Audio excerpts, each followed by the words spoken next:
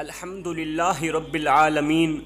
والصلاة والسلام علی سید الانبیاء والمرسلین وعلی آلہ واصحابہ اجمعین اما بعد فاعوذ باللہ من الشیطان الرجیم بسم اللہ الرحمن الرحیم ان اللہ وملائکتہ یصلون علی النبی یا ایہا الذین آمنوا صلوا علیہ وسلموا تسلیما اللہم صلی علی سیدنا و مولانا محمد وعلی آل سیدنا و مولانا محمد وبارک وسلم صلی علی الصلاۃ والسلام علیک یا سیدی یا رسول اللہ الصلاۃ والسلام علیک یا سیدی یا حبیب اللہ۔ میرے محترم بھائیوں اور دوستو، آج کا جو ہمارا موضوع ہے وہ ہے 5 ایسے بدترین گناہ ہیں جو انسان کو اللہ تعالیٰ کے غضب کا نشانہ بناتے ہیں۔ یہ 5 بدترین گناہ انسان کو رزق حلال سے محروم کر دیتے ہیں۔ ان 5 گناہوں کی نحوست کا جو سب سے بڑا مین نقصان ہے وہ یہ ہے کہ انسان کی کوئی بھی دعا قبول نہیں ہوتی۔ اللہ تعالیٰ دعا قبول نہیں کرتا، رد کر دیتا ہے۔ فرمایا اگر تم چاہتے ہو کہ تمہاری ہر ایک دعا قبول ہو، اگر تم چاہتے ہو کہ تم مالا مال بن جاؤ، زندگی میں کبھی بھی غریب نہ ہو، فرمایا اگر تم چاہتے ہو کہ اللہ تعالیٰ کا تم پر خاص کرم برقرار رہے، تم اللہ تعالیٰ کی رحمت کی آغوش میں رہو، اللہ تعالیٰ کی رحمت تم پر ہر وقت ہر گھڑی برستی ہی رہے، فرمایا ان 5 گناہوں سے دوری اختیار کرنا، ان 5 گناہوں سے سخت نفرت کرنا۔ آخر وہ 5 گناہ ہیں کون کون سے؟ حضرت سیدنا علی المرتضیٰ شیر خدا کرم اللہ وجہ الکریم کے پاس ایک شخص آیا، کہنے لگا حضرت دنیا میں کچھ لوگ ایسے ہوتے ہیں جو پیدا ہوئے تھے تو امیر تھے،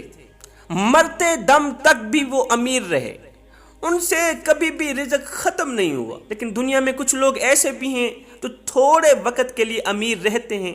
تھوڑے وقت کے لیے رزق سے مالا مال رہتے ہیں، لیکن پھر غریب تر غریب بن جاتے ہیں، رزق ان سے چھین لیا جاتا ہے۔ حضرت مجھے بتایا جائے کہ وہ کون سے ایسے بدترین گناہ ہیں جو انسان کو رزق سے محروم کر دیتے ہیں، رزق مٹا دیتے ہیں، ختم کر دیتے ہیں۔ حضرت علی رضی اللہ تعالی عنہ نے فرمایا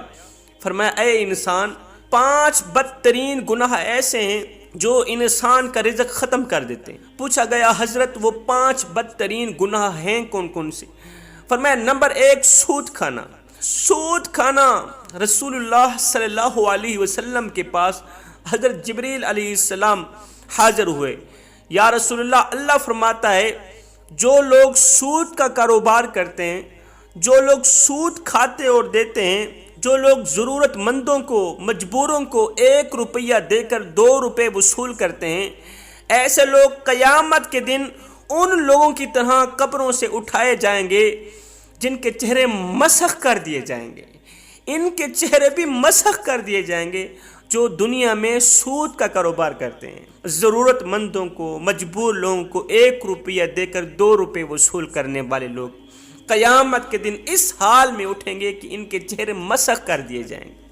میرے نبی نے فرمایا لوگو، کیا تم میں سے کوئی اپنی ماں کے ساتھ گناہ کرنا پسند کرتا ہے؟ لوگوں نے کہا ہرگز نہیں آقا، ہمیں اس گناہ سے سخت نفرت ہے۔ فرمایا سنو، اپنی سگی ماں کے ساتھ گناہ کرنے کا اتنا گناہ نہیں جتنا سود کھانے کا ہے۔ تم سود کیوں کھاتے ہو؟ رزق ختم کرنے کی جو مین وجہ ہے وہ ہے سود کھانا۔ حضرت شیخ سعدی رحمۃ اللہ تعالی علیہ فرماتے ہیں میں ایک نئے مکان کی تلاش میں تھا، میں ایک نیا مکان خریدنا چاہتا تھا کہ ایک سود خور شرابی میرے پاس آیا، کہنے لگا حضرت یہ جو مکان ہے نا بڑا ہی نرالا خوبصورت عالی شان مکان ہے، یہی آپ خرید لیں، میں بھی اسی محلے کا رہائشی ہوں، میں آپ کا ہمسایہ بن جاؤں گا، آپ نہ تو کسی سے پوچھیں نہ کسی سے مشورہ لیں، یہی مکان خرید لیں، یہ مکان بہت ہی عمدہ ہے، اس میں کوئی بھی عیب نہیں، اس میں کوئی بھی عیب نہیں ہے۔ حضرت نے فرمایا او نادان، اس سے بڑا عیب بھلا کون سا ہو سکتا ہے کہ تو میرا ہمسایہ بن جائے گا، تو میرا پڑوسی بن جائے گا، تو سود خور، تو شرابی، تو جہنمی، اس سے بڑا عیب بھلا کیا ہوگا کہ تو میرا ہمسایہ بن جائے گا، اور جہاں تجھ جیسا ہمسایہ رہتا ہو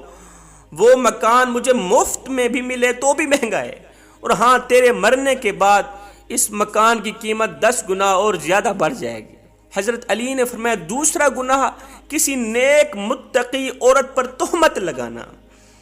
اللہ تعالیٰ قرآن مجید کے اندر ارشاد فرماتا ہے جو لوگ نیک عورتوں پر تہمت لگاتے ہیں، وہ عورتیں جو ہر وقت میری رحمت کی آغوش میں رہتی ہیں، جن پر ہر وقت ہر گھڑی رحمت کی بارش برستی رہتی ہیں، جو نمازی ہیں، قرآن پڑھتی ہیں، تہجد گزار ہیں، باپردہ ہیں، نیک متقی پرہیزگار عورتیں، جو لوگ ایسی عورتوں پر تہمت لگاتے ہیں، مجھے قسم ہے اپنی عزت اور جاہ و جلال کی، میں اس وقت تک ان لوگوں کو معاف نہیں کروں گا، ہرگز نہیں کروں گا، جب تک وہ نیک عورت انہیں معاف نہیں کرے گی جن پر انہوں نے تہمت لگائی تھی۔ جس طرح ایک ماں اپنی لاڈلی اولاد کے خلاف ایک حرف بھی سننا پسند نہیں کرتی، سیم اسی طرح اللہ تعالیٰ بھی اپنے نیک بندے کے خلاف ایک حرف بھی سننا پسند نہیں کرتا۔ حضرت سیدنا عیسیٰ علی نبینا علیہ السلام کے پاس ایک بڑھیا عمر رسیدہ خاتون آئی، کہنے لگی حضرت میں کافی دور سے آئی ہوں، میرا ایک شوہر تھا جس سے میں بڑی محبت کیا کرتی تھی، بڑا پیار کیا کرتی تھی، آج سے 30 سال پہلے میرا شوہر فوت ہو گیا، اس کا انتقال ہو گیا، اب روزانہ میرے خواب میں آ کے کہتا ہے ایک بار آ کے قبر کھودو، میرا چہرہ تو دیکھو۔ 30 سال پہلے مرنے والا میرا شوہر جس سے میں دل و جان سے محبت کیا کرتی تھی، وہ روزانہ میرے خواب میں آ کے کہتا ہے ایک بار آ کے میری قبر کھودو، میرا چہرہ تو دیکھو۔ حضرت میں کافی دور سے آپ کے پاس چل کر آئی ہوں۔ حضرت عیسیٰ علیہ السلام نے فرمایا آؤ چلتے ہیں تیرے شوہر کی قبر پر۔ قبرستان چلے گئے، حضرت نے پوچھا بتا تیرے شوہر کی کون سی قبر ہے؟ کہا یہ قبر ہے۔ حضرت عیسیٰ علیہ السلام نے دونوں ہاتھ اٹھائے، تھوڑی دیر کے لیے روتے رہے، دعا بھی کرتے رہے۔ خشیت الہی کے بعد، دعا کرنے کے بعد حضرت نے قبر کی طرف اشارہ کرتے ہوئے کہا اے قبر کے اندر سونے والے اللہ کے حکم سے کھڑا ہو جا، اے قبر کے اندر سونے والے اللہ کے حکم سے کھڑا ہو جا۔ ایک دم قبر پھٹی، اس کے اندر سے ایک ایسا انسان کھڑا ہوا جسے دیکھ کر اس بوڑھیا نے ایک چیخ ماری، زوردار چیخ ماری، زمین پر گری بے ہوش ہوگی۔ اس صورت کا ایک انسان کھڑا ہوا کہ اس کا بدن تو انسانی تھا مگر اس کا چہرہ مسخ کر دیا گیا تھا، اس کی صورت مسخ کر دی گئی تھی۔ وہ عورت بڑھیا بے ہوش ہو گئی۔ تھوڑی دیر بعد جب اسے ہوش آئی تو حضرت عیسیٰ علیہ السلام نے اس شخص سے پوچھا جس کا چہرہ مسخ کر دیا گیا تھا، پوچھا او نادان تو دنیا میں کون سا ایسا گناہ کیا کرتا تھا جس کی وجہ سے تجھے اتنی بڑی سزا ملی، اتنا بڑا عذاب ملا کہ تیرا چہرہ مسخ کر دیا گیا؟ اس نے کہا حضرت بس ایک عادت کی نحوست نے میرے چہرے کو مسخ کر دیا،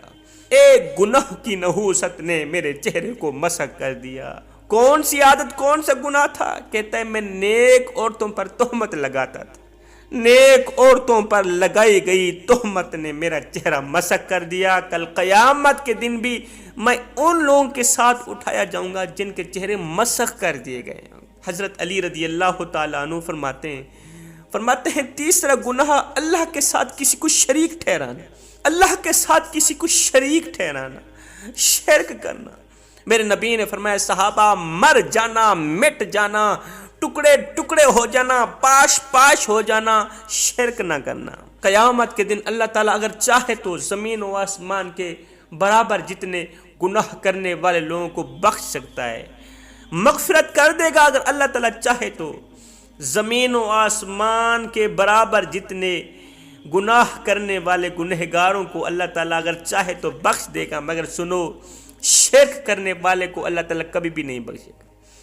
مشرک انسان کبھی بھی نہیں بخشا جائے گا۔ حضرت علی رضی اللہ تعالیٰ عنہ فرماتے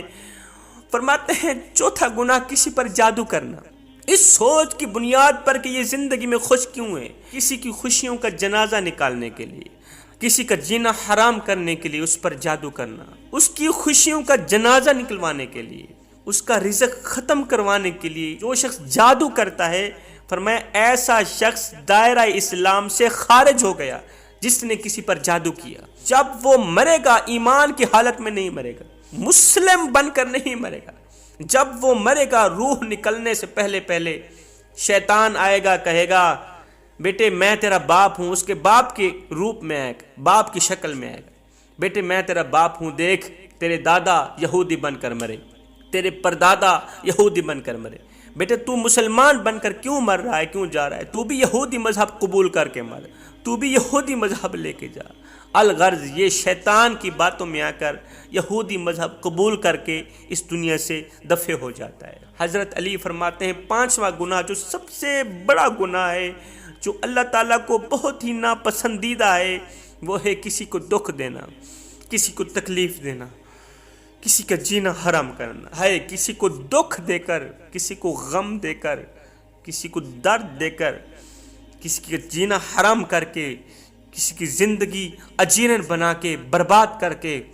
کسی کی آنکھوں سے آنسو نکال کے، کسی کی عزت والی پگڑی خاک میں ملا کر، تجھے کیا لگتا ہے کہ تو ساری زندگی ایسے ہی مسکراتا رہے گا؟ نہ بندے نہ، بس وقت کے الٹنے کی دیر ہے، تیری باری بھی دور نہیں ہے، اس لیے کہ زندگی کے کسی نہ کسی موڑ پہ اپنا کی آخر بھگتنا ہی پڑے گا۔